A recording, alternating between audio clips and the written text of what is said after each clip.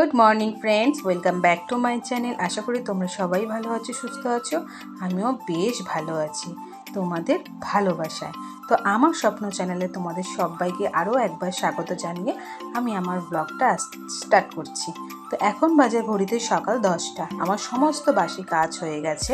এবার আমি করব কি বলো তো, আজকে আমি একটু বিছানার চাদরটা পাল্টে দিচ্ছি, আর পাল্টে দিয়ে এটা একটু কাচবো। তো সেইটুকুই আমি তোমাদের সাথে শেয়ার করব।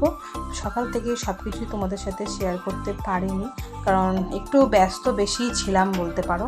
তো ওই জন্য ফোনটা তো একাই সব কিছু ধরে একাই ক্যামেরা রেডি করে ভিডিও করতে হয়, তো তার জন্য হয়ে ওঠেনি।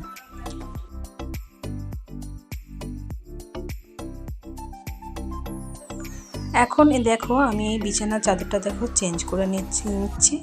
আর এটা অ্যাকচুয়াল আজকে হয়েছে, চেঞ্জ করার কারণ আছে, কারণ আমার কিন্তু বিছানার চাদরটা খুব একটা নোংরা হয়নি। আমার শাশুড়ি মা এই ঘরে শোয়। তো উনি কালকে টয়লেট করতে গেছে, এমন করে নামতে গেছে, তো উনি বিছানা একটু টয়লেট পড়ে গেছে। তো যে জায়গাটা পড়ে গেছে সেই জায়গাটা আমি একটু তোষকটাকে নিয়ে বাইরে গিয়ে যে মেলে দেবো, খুব বেশি ভেজে নিই, জাস্ট একটু টয়লেটটা পড়েছে তো তাই একটু ভেজা ভেজা লাগছে বলে আমি একটু চাদর দিয়ে ওখানটা একটা ছেঁড়া বালিশের কভার দিয়ে আর ওই রকম করে রেখে জাস্ট জলটা একটু সোপ করে নেয়। তো তারপর আমি বিছানার চাদরটাকে পেতে দিচ্ছি। তো দিয়ে এবারে ওটাকে কেচে নেবো। উনি সত্যি খুবই অসুস্থ, তো কিছু বলার নেই। আজকে দেখছি যে এরকম এখন রয়েছে, দুদিন পরে তো আমাদেরও বয়স হবে, তো আমাদেরও নিশ্চয়ই এরকম একটা দিন আসবে। তা সেই ভেবেই না আমার খুব খারাপ লাগে যে মা তো আর ইচ্ছা করে এগুলো করছে না, নিশ্চয়ই ওনার খুবই শরীর খারাপ, উনি উঠতেই পারছে না। তোমাদের আগেও আমি ভিডিওতে বলেছি, তো উনি একদমই উঠতে পারে না। তো তার জন্য মাকে বলেছে তুমি আমাদের ঘরেই থাকো, কারণ উনি একা থাকে, কখন কোথায় কি হবে। মায়ের ঘরে মাকে আমি একা শুতে দিইনি, কেন ওখানে যদি বাই চান্স কোনো কিছু হয় বা কোনো কিছু টয়লেট পেলো, তো উনি কাকে ডাকবে। অত মায়ের ঘর থেকে না আমাদের ঘরটা অনেকটা ডিস্টেন্স বলে মাকে বলেছে তুমি আমাদের ঘরে এসে শোবে। আর আমাদের জায়ের ঘর তো ওপরে তো মা উঠতে পারবে না, সেই জন্য আমার কাছেই মা শোয়। তো তাই জন্য আমি বিছানার চাদরটাকে একটু পাল্টে নিয়ে এবারে কেচে নেব। তো চলো।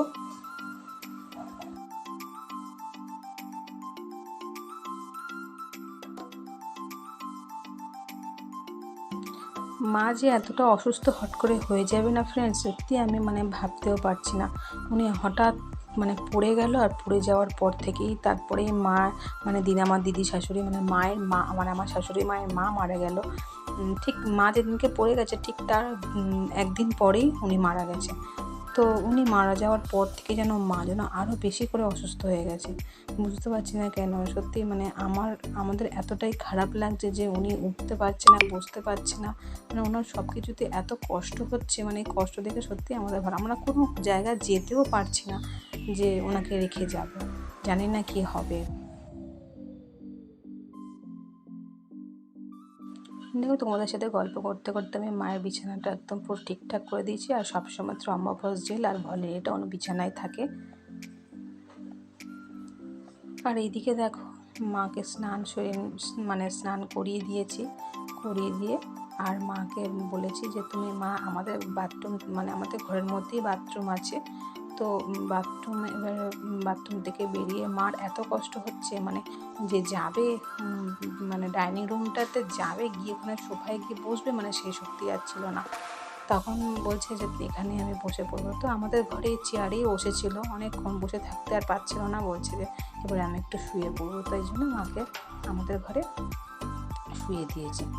তো শুয়ে দেওয়ার পরে এবার আমার ছেলে পড়ছিল, আর মা ওখানে শুয়ে ঘুমিয়েও পড়েছে। আর দেখতেই পেলে মা কতটা শরীর ভেঙে গেছে। তো মা এখন নাইটি ক্যারি শাড়িটা ক্যারি করতে পারে না বলে মাকে নাইটি পরিয়ে রেখে দিয়েছি, কারণ মার ওই ফার্স্ট টাইম মা নাইটি পরলো। জীবনে কোনো দিন মা আজ পর্যন্ত ছোটোর থেকেই শাড়ি পরাই অভ্যাস করেছিল, কিন্তু আজকে মা রোগের জ্বালায় কিছু করার নেই। মা কিন্তু ইচ্ছে না থাকলেও বলে না উপায় নেই, সেই হচ্ছে কথা। মার ইচ্ছা ছিল না, কিন্তু আমরা তাও জোর জবরদস্তি মাকে শাড়িটা পরিয়ে নাইটিটা পরিয়েছি ওনার সুবিধার্থে। আর আমাদের তো সুবিধা হবেই, ওনার বেশি করে সুবিধা হবে।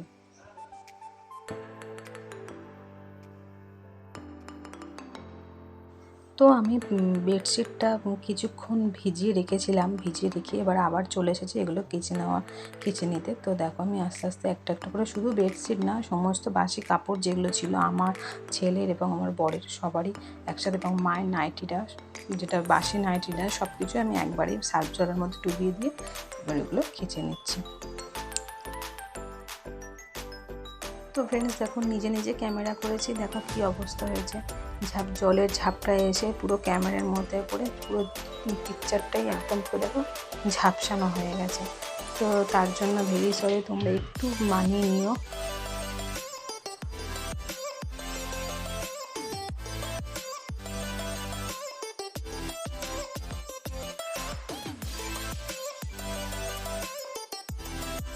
তো ফ্রেন্ডস দেখো তোমাদের সাথে গল্প করতে করতে আমার অনেকগুলোই কাচা হয়ে গেছে, এবার শুধু বেডশিটটা কাছেই হয়ে যায়।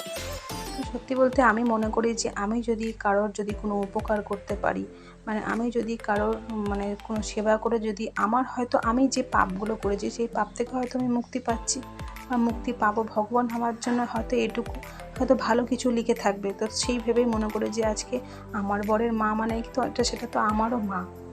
তো সেই ভেবেই সত্যি বলছি আমি করি। আমার খুব কষ্ট হচ্ছে প্রত্যেক দিন ঘুম থেকে উঠে, মানে রাত্রিবেলা কতবার উঠতে হয়, যতবার আমাকে ডাকে, 4-5 বার ডাকে, ততবার আমি উঠি ওনার টয়লেট করানোর জন্য।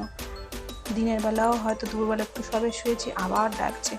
তো মানে খুবই কষ্ট হয়, কিন্তু আমি মানে কিছু করার নেই, কী করবো বলো। আজকে আমি মনে মনে ভাবি যে আজকে যদি আমি ওনার যদি কোনো উপকারে বা কোনো কষ্ট যদিও হয়, আর আমি যদি ওনার সেবা করে যদি সেই কষ্টটা যদি মানে কিছু অন্তত সেবা করে যদি ভালো করতে পারি, তাহলে মনে হয় ভগবান আমার জন্য কিছু অন্তত তুলে রাখবে, ভালো কিছু আমার জন্য হয়তো। কেন জানো যে আমিও তো একজনকে মানে ঠিক তার অসুস্থতায় এই যে সেবা করেছি, এটুকুই মানে ভগবান হয়তো ভাববে যে তোর জন্য সামান্য কিছু হয়তো যদি তুলে রাখে, তাতেও আমার কাছে অনেক।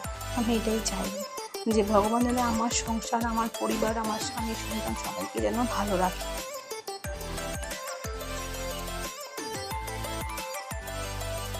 তো ফ্রেন্ডস দেখো আমার সব কিছু ধোয়া হয়ে গেছে, এবার আমি ছাদে চলে এসেছি মেলতে।